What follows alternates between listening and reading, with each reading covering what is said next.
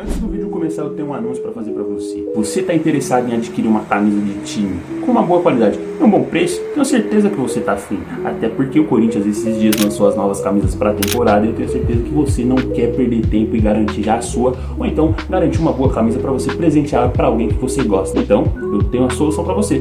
Focus Sports é o nome da emoção. Aqui no primeiro link da descrição você consegue link para adquirir uma camisa de futebol, seja ela do Corinthians, time europeu ou até de seleção, tendo em vista que tá chegando a Copa do Mundo. Vai lá, fala que veio pela Corinthians Depressivo, que além de garantir uma boa camisa, você ajuda aqui a página. Demorou? Fica com o vídeo. Salve, rapaziada, vamos trocar uma ideia aí sobre Peñarol 1, Corinthians 1. Esse que foi um dos jogos já existentes na história da Copa Libertadores da América, quinta rodada da fase de grupos.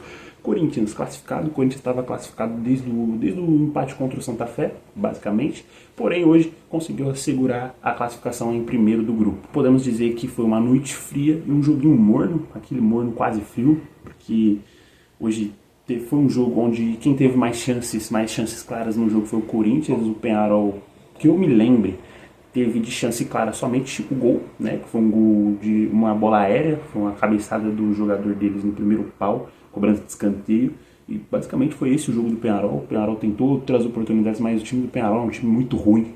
Acho que de todas as Libertadores que eu me lembre, esse é o pior Peñarol sem dúvidas. Tanto que o Peñarol está eliminado na fase de grupos da Libertadores, agora eles só competem por uma vaga na Sul-Americana.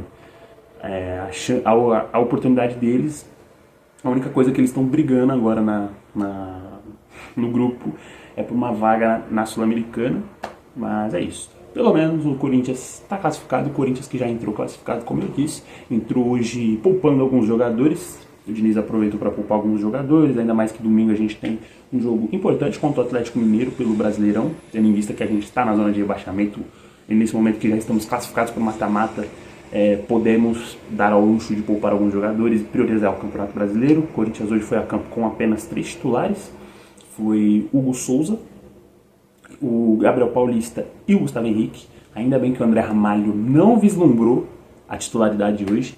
E só para você ver, o André Ramalho não jogou, a gente não perdeu. Na lateral direita hoje foi o Pedro Milans. Gostei do jogo do Pedro Milans, tá? Hoje foi um jogo dele mais participativo. Finalmente o Pedro Milans sendo mais participativo no jogo. Apesar de não ser, né, nada de que se brilhe os olhos. Mas foi, acho que, o melhor jogo do Pedro Milans. Na lateral esquerda, o Anrileri. Meio campo foi o Alan, Matheus Pereira, o André. Aí aberto o Caio César na direita, para mim o melhor em campo. E na esquerda, como meia esquerda, o Zacarias Labiade. E de centroavante o Pedro Raul, né? Nosso possante Raul. Como é ruim o Pedro Raul, né, cara? Uma das maiores falácias da história do futebol é: o Pedro Raul é bom no jogo aéreo. Isso é mentira, cara. Isso é mentira, pelo menos no Corinthians. Você vê o Corinthians cruza a bola na área, tudo bem que às vezes o cruzamento nem é tão certeiro, mas o Pedro Raul tem 0 tempo de bola. Ele vai cabecear, a bola já passou dele, tá ligado? Cara, 0 tempo de bola no nosso centroavante, que supostamente essa é a função dele, cabecear. O cara não acerta uma cabeçada, mano. Inacreditável. No primeiro tempo, acho que nossa melhor oportunidade foi um chute do Pedro Milans, que o passe, se eu não me engano, vem do Zacarias Labiade. O André faz o pivô. Pois é, o André fazendo um pivô melhor que o nosso centroavante de Giuseppe Alberto, inclusive. O André, ele faz o pivô, ele ajeita no Pedro Milans, o Pedro Milans bate de esquerda, só que ela desvia e vai para escanteio. E acho que no primeiro tempo essa foi a nossa chance mais clara, né? Tivemos o gol do Peñarol. O Peñarol abriu o placar. Não me lembro ao certo com quantos minutos foi, mas acho que foi por volta de uns 20 minutos. E aí o Peñarol abre o placar numa cobrança de escanteio, como eu falei, na cabeçada. E aí o Corinthians vai pra cima, tenta empatar o jogo. O Peñarol fez o gol e retrancou. O Peñarol foi se defender, porque não tentou buscar um segundo gol. Então o Corinthians foi pra cima, o Corinthians teve mais posse de bola, o Corinthians tentou. Porém, como foi um time reserva, né, de fato, com poucos titulares, um time com muitos jogadores sem ritmo de jogo, um time que não teve tanta efetividade na hora de criar suas oportunidades de gol, e não deu tanto trabalho assim para a defesa do Peñarol. No segundo tempo, o Corinthians voltou mesmo, praticamente. E aí no segundo tempo o jogo começou a passar muito mais pelo lado do Caio César. Caio César começou a aparecer muito mais no segundo tempo, começou a tomar mais as iniciativas. Gosto do Caio César porque ele é um jogador que não desiste da jogada, ele é um jogador que não se esconde do jogo, ele não é aquele pontinha burro que pega a bola e só corre, né, e não sabe o que fazer. Não, ele é um jogador muito bom porque ele corta tanto para dentro como para o fundo.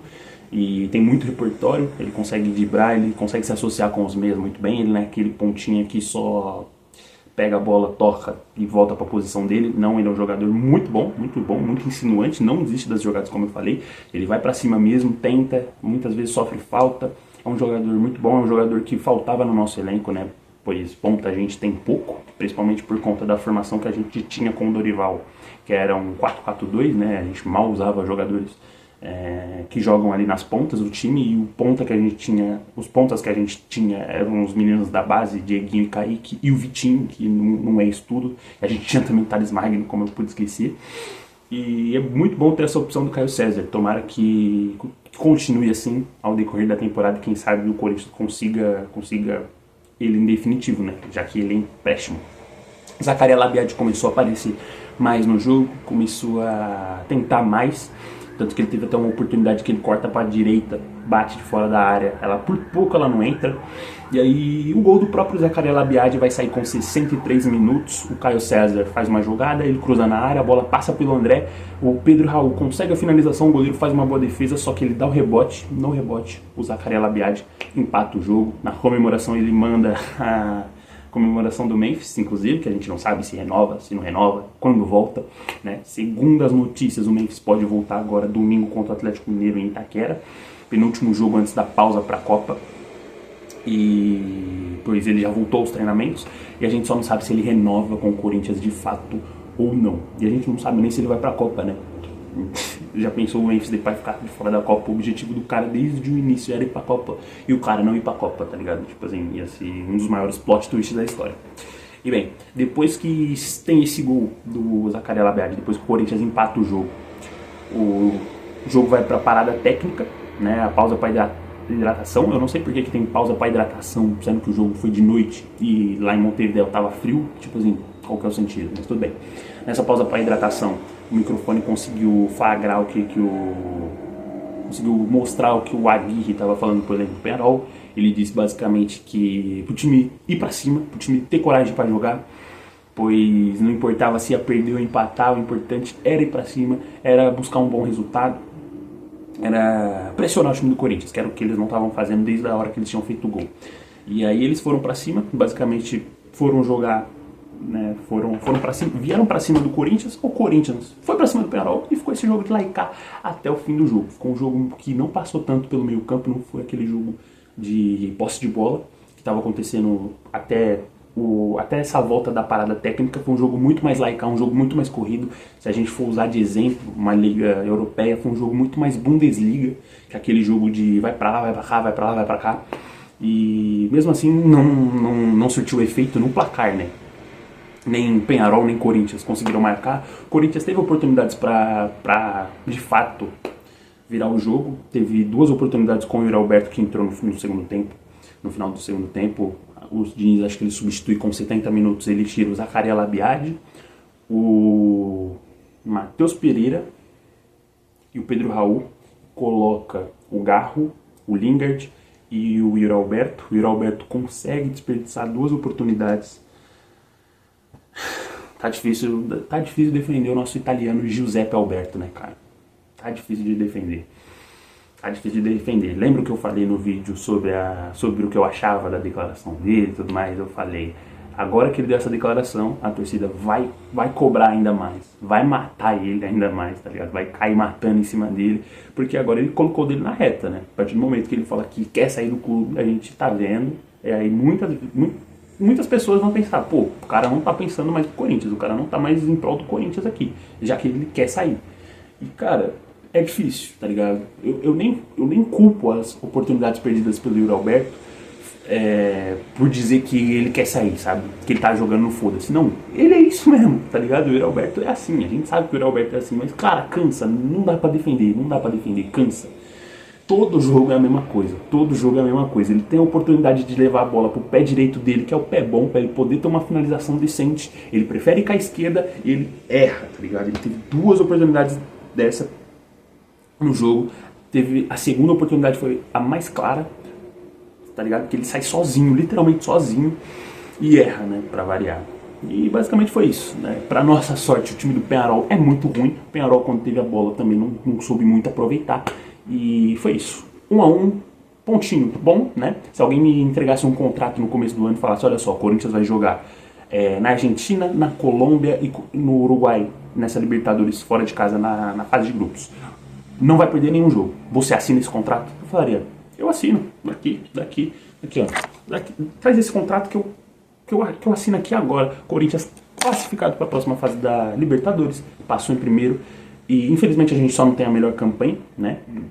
Tendo em vista que o Rivadavia está surpreendendo e está com 14 pontos e é o primeiro, eu acho, que na colocação geral. Mas enfim, estamos classificados, pontinho bom. E agora Libertadores só semana que vem contra o Platense aqui em Itaquera e encerramos a fase de grupos.